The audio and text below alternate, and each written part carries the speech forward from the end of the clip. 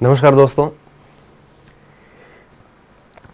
एक लंबे इंतज़ार के बाद में हमने अपना एप्लीकेशन बनाया और उस पर एक एडवांस हिस्ट्री जिसे अपन कह सकते हैं, जो कि पर्टिकुलर हिस्ट्री ऑप्शनल जितने भी एग्ज़ाम होंगे, जो चाहे नेट हो, चाहे जेआरएफ हो, चाहे वो आपके विभिन्न यूनिवर्सिटीज़ के असिस्टेंट प्रोफेसर के एग्ज़ाम हो, स्कूल लेक्चर के एग्ज़ाम हो, जितने भी हिस्ट्री ऑप्शनल के एग्ज़ाम हैं, उन सभी एग्ज़ाम्स के लिए जो हिस्ट्री पूछी जाती है उस इतिहास को एक प्रकार से आप तक पहुंचाने के उद्देश्य से इस एप्लीकेशन को लॉन्च किया गया है।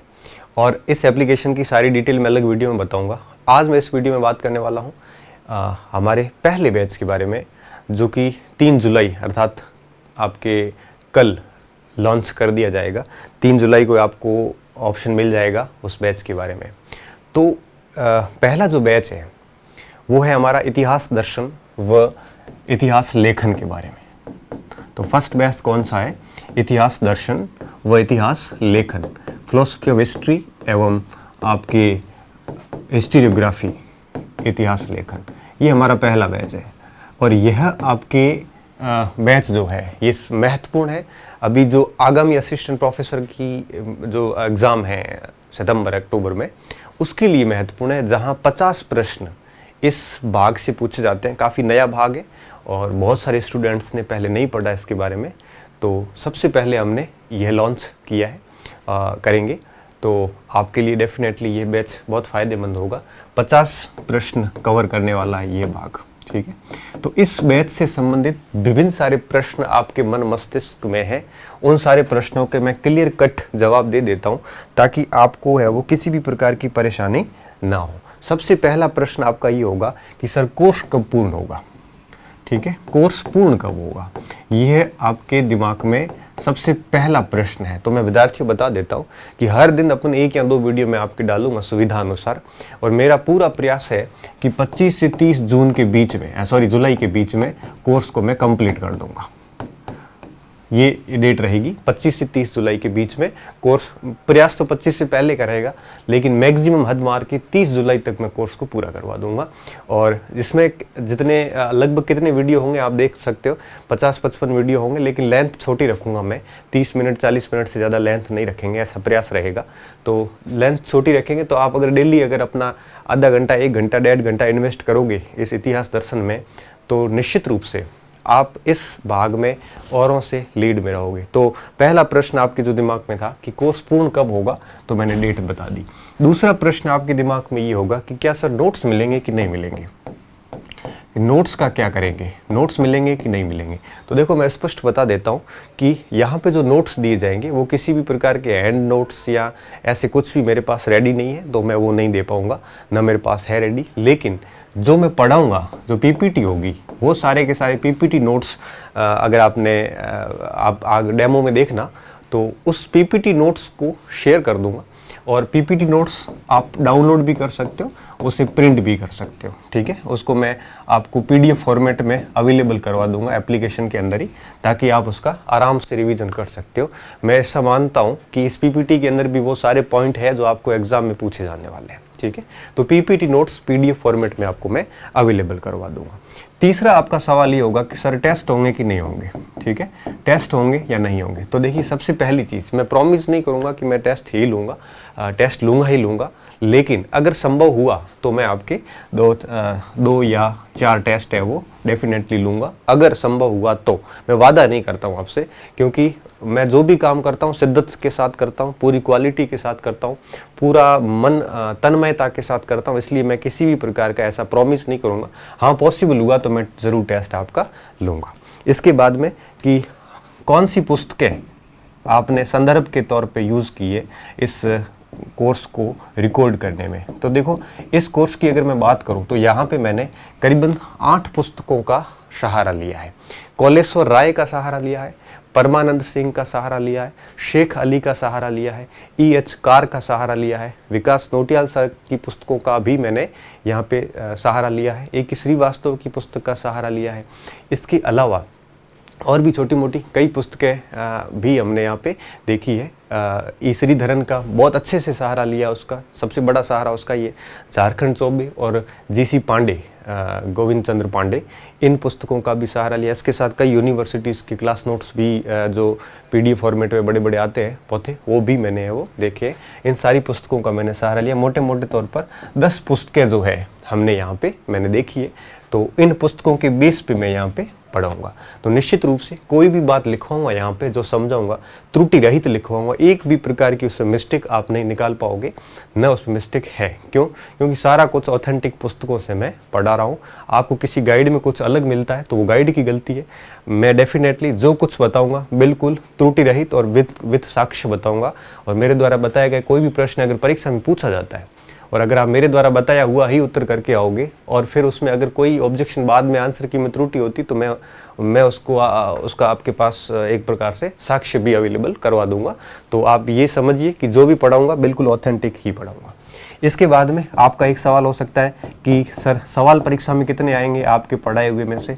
तो ये इसका उत्तर देना बड़ा मुश्किल काम है, क्योंकि हम जो कोर्स तैयार कर रहे हैं, जो मैंने कोर्स तैयार किया है, इस कोर्स तैयार करने में मेरा इरादा तो ये है कि 50 के 50 सवाल इसके अंदर आए। लेकिन उसके बावजूद भी RPSC कहाँ तक जाती है वो उसके ऊपर डिपेंड है। लेकिन मैं इतना कह सकता हूँ कि जितने भी वीडियोस जो कंटेंट अवेलेबल करवाऊंगा उसको आप अगर ढंग से तैयार कर लोगे तो मैं इतना मान के चलता हूँ कि आपकी अंडरस्टैंडिंग इतनी अच्छे से डेवलप हो जाएगी कि आप 40 से कम सवाल सही नहीं करोगे, जो है नहीं होंगे, उससे ज़्यादा ही आपके सही होंगे। और मैं मान के चल रहा हूँ कि इतने सवाल बड़े आराम से वीडियोज़ में आ जाएंगे, 40 या उससे ज़्यादा ही आएंगे। तो मैं दावा नहीं कर रहा हूँ, लेकिन मुझे पूरा विश्वास है कि जिन मटेरियल से मैं पढ़ा रहा हूँ ये ऑथेंटिक मटेरियल है और इनसे मैक्सिमम सवाल जो है किसी भी एक स्रोत से पूछे जाएंगे तो डेफिनेटली यहाँ से पूछे जाएंगे। इसके बाद अगला प्रश्न आपका ये है कि इसके अलावा कुछ और पढ़ना पड़ेगा सर, या यह अपने आप पे पर्याप्त है? क्योंकि ये सवाल रहता है कि सर वीडियो देखने के बाद भी कोई किताब पढ़नी पड़ेगी कि नहीं। तो देखो विद्यार्थियों, मैं स्पष्ट कर देता हूँ कि किताब की कोई होड़ नहीं होती। सुने हुए ज्ञान की एक सीमा होती है, पढ़े हुए ज्ञान की कोई सीमा नहीं होती। पढ़ हम बहुत ज़्यादा सकते, क्योंकि हम भी तो पढ़ के ही तो पढ़ा रहे हैं, हम कोई अपना खुद का थोड़ी ला रहे हैं। बस हमारा उद्देश्य ये होता है कि हम थोड़ा सा आसान करके आप तक पहुंचा दें ताकि आपको पुस्तक समझने में आसानी हो। तो मैं यहाँ पे यही कहूँगा कि अगर आप एक किताब कोई भी पास में रखते हो, जैसे पैनोरमा गाइड आई हुई है, वो भी अगर आप ले लेते हो पास में तो कोई नुकसान नहीं है, क्योंकि वीडियो देखने के बाद में अगर उस गाइड को थोड़ा देख लोगे तो आसानी से आपको समझ में आ जाएगी। लेकिन एक चीज़ और भी, अगर नहीं भी पढ़ोगे तो भी आपका काम हो जाएगा। नहीं कोई भी किताब नहीं पढ़ोगे तो भी आप 40-45 सवाल जो है उसकी दावेदारी कर सकते हो। लेकिन पढ़ते हो तो थोड़ा सा और आप स्ट्रॉन्ग होंगे, क्योंकि आपका कॉन्फिडेंस भी बिल्ड होगा। तो मैं यही कहूँगा कि अगर पॉसिबल हो तो आप एक किताब अपने पास में रखना, जैसे जैसे वीडियोस देखते हो उस किताब का भी सहारा लेना। और शॉर्ट में PDF नोट्स में आपको PPT में अवेलेबल करवाऊंगा, उसमें कोई बात नहीं लगती है तो आप उसको ऐड भी कर सकते हो। ठीक है। इसके अलावा और क्या क्या आपके प्रश्न हो सकते हैं? इसके अलावा कि सर फीस कितनी है? ठीक है, फीस की देखो, एक मेरा इरादा भी नहीं होता कि मैं फीस लूँ आपसे वगैरह वगैरह, लेकिन चीज़ें क्या होती, कुछ हिडन चार्जेस बहुत होते हैं। एप्लीकेशन मेंटेनेंस होता है, हैंडलिंग का चार्ज होता है, इंटरनेट के चार्ज होते हैं, 2-3 स्टाफ रखने पड़ते हैं। और आपको पता है कि जब बड़ा बैच होता है असिस्टेंट प्रोफेसर जैसा, इसमें बहुत कम स्टूडेंट होते हैं, 100-200 स्टूडेंट भी मुश्किल से होते हैं कोर्स खरीदने वाले। और फिर उसमें आप यूँ कहिए कि 3 से 4 महीने का पूरा जो एक्सपेंसेस होते हैं वो भी पूरे नहीं हो पाते। इसलिए हमने एक सामान्य फीस का डिसीजन लिया है। तो मैंने बहुत कम फीस रखने का प्रयास किया है। 1000 रुपये, महज 1000 रुपये रखी। उसमें से भी मैंने ये कहा कि पहले 100 स्टूडेंट जो होंगे उनको तो हम 750 में ही दे देंगे, 25% छूट के साथ में। ठीक है, तो बहुत ही कम फीस रखी है। ये फीस यूँ मान के चलिए कि इससे कोई हम लाखों रुपये नहीं कमा रहे, बस ये है कि इससे आप यूँ मान के चलिए कि 3 से 4 लोगों को रोजगार मिल रहा है। और इसके अलावा ये खर्चे सारे निकल जाएंगे। और हमें सेटिस्फेक्शन, यूँ कहिए कि पैसा ही सब कुछ नहीं होता। सेटिस्फेक्शन इस बात का है कि हम आपको अच्छे से पढ़ा पा रहे और हमारा ज्ञान आप तक पहुंच रहा है। ये मेरे लिए सबसे बड़ा सेटिस्फेक्शन है। ये मेरे लिए सेटिस्फेक्शन नहीं है, आप मुझे अच्छे से जानते हैं। तो ये हमारी एक प्रकार से मजबूरी होती है कि जितने भी खर्चे हैं, जो भी ऑपरेटर बैठता है, चाहे वो आपके एक ग्राफिक्स डिज़ाइनर बैठता हो, स्टूडियो के खर्चे हैं, इसके हैंडलिंग के जो खर्चे होते हैं एप्लीकेशन के, ये सारी चीज़ें जो है वो आराम से इससे हैंडल हो जाती है। तो इसलिए एक नॉमिनल फीस जो है वो रखी है, जिसमें कि आपके ऊपर भी भार ना पड़े। अगर बैच छोटे होते हैं ना, जैसे पुलिस कांस्टेबल, रीट, उसमें क्या ऑडियंस स्टूडेंट बहुत होते हैं, वहाँ हज़ारों की संख्या में स्टूडेंट होते हैं। तो वहाँ अगर फीस अपन 200-400 भी रख लेते हैं तो भी स्टूडेंट बहुत होते हैं तो खर्चे निकल जाते हैं और आराम से हो जाता है। लेकिन जब बैच कॉलेज लेक्चर लेवल का हो तो यहाँ पे स्टूडेंट तो ऑलरेडी फॉर्म में 20-15-20 हज़ार आते हैं, तो ऐसे में स्टूडेंट बहुत कम होते हैं। तो इस नॉमिनल फीस को मैं मान के चल रहा हूँ कि बहुत ज़्यादा नहीं होगी, आपकी सुविधा के अनुसार ही होगी। इसके अलावा आपका अगला सवाल ये हो सकता है कि सर ये जो इतिहास दर्शन है, इसके अलावा बहुत सारे स्टूडेंट ऐसे भी होंगे कि सर हमें फर्स्ट ग्रेड का करना है, तो ये कब करोगे? देखो विद्यार्थियों, मैं स्पष्ट कर देता हूँ कि मैं एक टाइम में एक बैच ले पाऊंगा, और क्योंकि मैं क्वालिटी के साथ कोई कॉम्प्रोमाइज़ नहीं करना चाहता, तो इतिहास दर्शन का बैच हमारा 30 जुलाई को टारगेटेड है कि पूरा हो जाएगा। 30 जुलाई को जैसे ही इतिहास दर्शन पूरा होगा, 1 अगस्त से ही मैं 1 अगस्त से मैं फर्स्ट ग्रेड का बैच शुरू कर दूंगा, और फर्स्ट ग्रेड का बैच जो शुरू होगा 1 अगस्त से, वो विश्व इतिहास के साथ शुरू करूंगा। ये विश्व इतिहास आपके कॉलेज असिस्टेंट प्रोफेसर में भी काम आ जाएगी, अगर कोई पढ़ना चाहेगा तो आराम से उसके काम आ जाएगी। तो उसके बाद ये होगा विश्व इतिहास के बाद आगे क्या होगा वो मैं अलग पूरा एक वीडियो डिटेल में बनाऊंगा। विश्व इतिहास का करूंगा, विश्व इतिहास का बैच पूरा होने के बाद मैं प्राचीन भारत का करूंगा, फिर मिडाइवल का, फिर आधुनिक का, फिर राजस्थान का।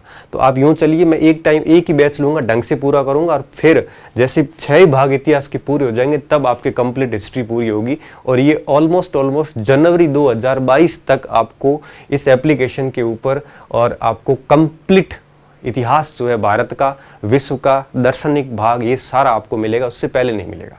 ठीक है, क्यों? क्योंकि मैं जल्दबाजी के बिल्कुल मूड में नहीं हूँ, क्योंकि जो भी चीज़ करता हूँ शिद्दत से करता हूँ, अच्छे से करता हूँ, ताकि आपको और किसी भी स्थान पे भटकने की आवश्यकता नहीं है। मैं इतना दावे के साथ कह सकता हूँ कि अगर जो मैं कंटेंट दूंगा, अगर आप उसको भी ढंग से पढ़ पाए तो फर्स्ट ग्रेड वगैरह इस वैकेंसीज में आपका आराम से चयन हो जाएगा। आपको ज़्यादा पुस्तकों की भी सहारा लेने की आवश्यकता नहीं रहेगी। हालांकि पुस्तकें पढ़नी पड़ती है, लेकिन केवल इतना करोगे ना तो भी आपका हो जाएगा। ये मिनिमम नीड से आराम से हम पूरी कर लेंगे इसको। ठीक है, तो इस वर्ष का हिसाब से चलेगा। अब कुछ बच्चों की ये भी रिक्वायरमेंट रहेगी कि सर RAS वगैरह, रीट वगैरह। देखो रीट का तो इतिहास अभी मैं करवाऊंगा नहीं, क्योंकि ऑलरेडी वो मैं YouTube चैनल पे करवा रहा हूँ और फ्री वगैरह ये सब चलता रहेगा। तो ये है इस बैच की। अच्छा, इसके अलावा कुछ ये भी बच्चों का एक प्रश्न रहता है कि सर जो वीडियोज़ है उसको कितनी बार देख सकते हैं और कब तक ये रहेंगे। तो मैं यहाँ पे बता देता हूँ, ये वीडियोस जो है आपके जो एग्ज़ाम होगा हमारा, उस एग्ज़ाम के यूँ कहिए कि 10 दिन बाद तक, आप ये कहिए कि जैसे 30 अक्टूबर तक अपन उसको रखेंगे, और अनलिमिटेड बार जितनी बार आप देखना चाहते हो उसको देख सकते हो, कोई दिक्कत नहीं है। तो अक्टूबर तक आपके पास में ये वीडियोज़ रहेंगे, इसको आप देखिए आराम से, नोट्स बनाइए, कोई दिक्कत नहीं है, और अनलिमिटेड बार इसको आप देख सकते हो, सारी प्रकार की सुविधाएँ रहेगी। ठीक है, तो ये इस इतिहास दर्शन बैच की जानकारी थी। और अगर कोई और भी आपके मन में क्वारीज हो इसके अलावा, तो आप, हो सकता है मेरे मस्तिष्क में छूट गया हो कुछ, तो आप मुझे मैसेज डाल देना, तो प्रयास रहेगा कि मैं उसका आपको त्वरित रूप से जवाब देके आपकी जो भी कुछ शंकाएं होगी उसका समाधान कर दूं। उम्मीद करता हूं कि आपको सारी चीज़ें समझ में आ गई होगी। सहयोग की उम्मीद रहेगी आपसे कि आप पूरा मेरे पर विश्वास रखोगे, जैसा कि रखते आए हो। और मेरा इरादा भी यही रहेगा, ये पैसे कमाना नहीं है, बिल्कुल भी आप ये मत सोचना कि यहाँ पे वो हो रहा है। ठीक है, एक व्यक्ति पैसे के लिए कोई काम नहीं करते, एक सेटिस्फेक्शन भी चीज़ होती है और ज़रूरतें भी होती है, तो दोनों चीज़ें होती है। लेकिन यहाँ पे जो मेरी प्राथमिकता रहेगी वो अध्ययन अध्यापन रहेगी, ये बाकी सारी चीज़ें जो है वो सेकेंडरी है। बहुत बहुत धन्यवाद विद्यार्थियों, मस्त रहिए, अच्छे रहिए और आप पढ़ते रहिए।